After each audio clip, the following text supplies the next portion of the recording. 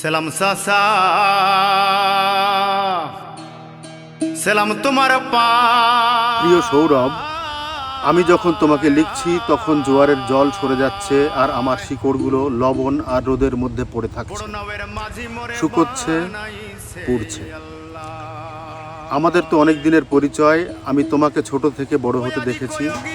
তুমি সারা জীবন আমাকে নিয়ে আমার বেড়ে ওঠার ভেতর দিয়ে আমার নদীর ধারে হেঁটে বড় হয়েছে।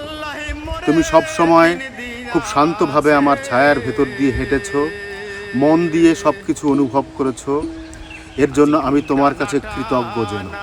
মনে আছে তুমি ছোটবেলায় আমার শ্বাসমূলের আড়ালে লুকিয়ে বাঘ সেজে খেলতে? তখন আমার অন্ধকারকে ভয় পাওনি, বরং সম্মান করেছিলে। তোমার হাতের কড়াগুলো দেখি আর আমি গর্ব অনুভব করি। তুমি নিজের হাতে ম্যানগ্রোভের চারা লাগিয়ে আমার ভাঙা দিকগুলোকে ঠিক করার চেষ্টা করেছো। তোমার কাছে আমি শুধু ওয়ার্ল্ড হেরিটেজ সাইট নই, কোনো মানচিত্র রেখা নই। আমি তোমার নিজের বাড়ি, যাপন, শ্বাস প্রশ্বাস, তোমার পথ চলা। আমাকে এভাবে ভালোবাসার জন্য ধন্যবাদ।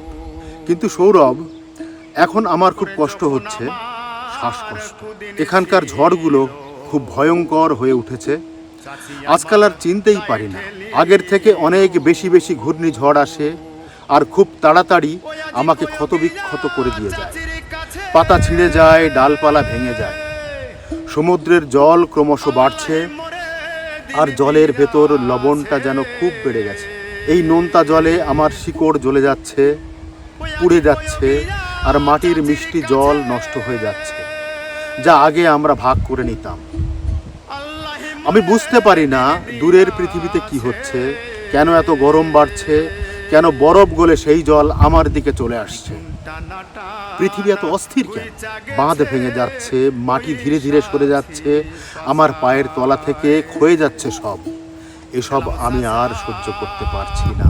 আমার চারপাশে থাকা বাঘ আর হরিণগুলোও এখন নিরাপদে নেই।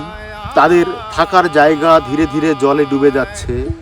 তুমি গাছ লাগাচ্ছ, তবুও মানুষের কাজকর্মের প্রভাবে তারাও সুস্থভাবে বাঁচতে পারছে না। এই বায়ুমণ্ডলের উপর মানুষের অত্যাচারের ভার এক শ্বাসরোধ করা পরিস্থিতি তৈরি করেছে। আমি খুবই কষ্ট পাচ্ছি, তবুও আমি হাল ছাড়তে চাই না। আমি চাই তুমি আমার গল্পটা সবাইকে বলো, তাদের কাছেই বলো যারা এখন আর প্রকৃতির কথা শোনে না, পরিবেশের কথা ভাবে না। আমাকে শক্তভাবে দাঁড়িয়ে বাঁচতে সাহায্য করো। নদীর ধারে সবুজ দেয়াল বুনে দাও, আরও ম্যানগ্রোভ লাগাও।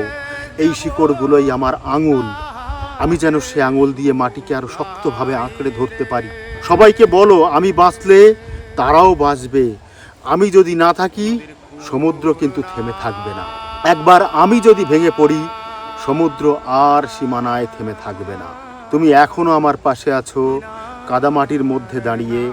আমাকে ছেড়ে যাওনি, এটাই আমাকে আশা দেয়।